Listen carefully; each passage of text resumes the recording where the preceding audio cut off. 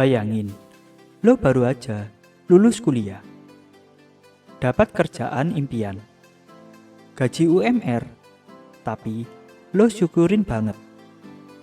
Kerja keras, lembur setiap malam, nggak banyak ngeluh. Tapi suatu pagi ada email masuk. Terima kasih atas kontribusinya. Posisi Anda telah digantikan oleh sistem otomatis. Gaji hilang, rasa aman lenyap, masa depan gak ada jawaban, dan lo bahkan gak ngerti kapan persisnya gue kalah sama robot. Gue inget dulu waktu daftar kuliah, bokap nyokap bilang, ambil jurusan yang ada kerjaannya ya. Jadi gue ambil desain grafis, belajar Photoshop, Corel, Illustrator. Malam-malam ngedit banner cafe, logo UMKM. Setiap proyek revisi bisa sampai 10 kali. Tapi gue bangga, gue ini punya skill. Men, gue aman. Tapi hari ini lo bisa bikin logo di Canva, atau tinggal ketik bikinin logo cafe kopi, warna earth tone, simple namun elegan. Boom, 3 detik AI ngasih 5 opsi desain. Tiba-tiba skill yang gue banggakan cuma butuh prompt doang. Dan di situ gue mikir, gimana kalau semua yang gue pelajarin selama 4 tahun bisa digantiin oleh robot dalam hitungan detik. Lo ngerasa gini gak sih? Setiap hari buka media sosial, isinya 2 kubu. Yang pertama adalah yang marah, AI nyuri kerjaan kita. Dan yang kedua, yang optimis banget, tenang, AI bantu hidup kita. Yang susah itu bukan AI-nya, tapi cara manusia nyiapin dirinya. Karena hari ini bukan cuma tukang parkir yang diganti sensor, tapi juga admin kantor, HR screening, finance entry, editor thumbnail, penulis caption. Semua itu udah mulai diganti sama bot. AI itu nggak tidur, nggak drama, nggak minta THR. Jadi kalau lo kerja cuma buat jalanin tugas, lo adalah target empuk buat digantiin. World Economic Forum bilang 85 juta pekerjaan bakal hilang sampai tahun 2025 karena otomatisasi. Tapi 97 juta bakal muncul.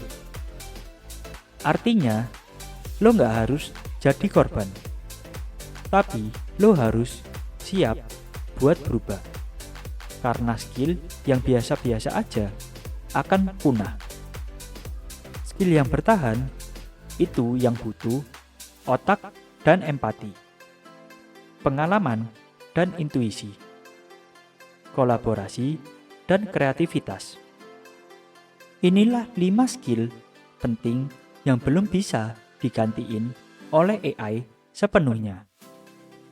Yang pertama, empati dan emotional intelligence. AI nggak ngerti trauma, kecewa, dan harapan. Cuma manusia yang bisa nenangin temen pas stres. Yang kedua, komunikasi dan storytelling. Cerita hidup lo itu kekuatan. AI bisa bantu tulis, tapi gak bisa rasa ini gue banget. Yang ketiga, problem solving kompleks. Dunia nyata nggak sesimpel logika if, then. Kadang, lo harus ambil keputusan pakai hati dan pengalaman. Yang keempat, adaptif dan fleksibel. AI kerja pakai skrip. Tapi dunia nyata sering berubah skripnya. Yang kelima, kolaborasi dan leadership. Lo gak bisa mimpin tim pakai spreadsheet. Lo butuh rasa percaya, konflik, kompromi. Itu kerjaan manusia. Pertanyaannya sekarang bukan gimana caranya kalahin AI, tapi gimana caranya kerja sama AI buat naikin value diri lo. Langkah-langkahnya adalah yang pertama, belajar skill digital secara gratis. Lo bisa gunakan ChatGPT, Canva, Notion, Zapier. Banyak tutorial di YouTube, TikTok, dan Discord yang bisa kamu pelajari. Yang kedua, bangun portofolio pribadi. Nulis blog, desain template, buat mini produk digital, dan bangun personal branding. Yang ketiga, masuk komunitas belajar bareng. Lo nggak sendirian. Komunitas adalah tempat tumbuh bareng, support, dan kolaborasi.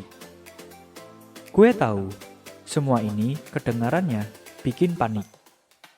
Tapi panik doang gak akan mengubah nasib.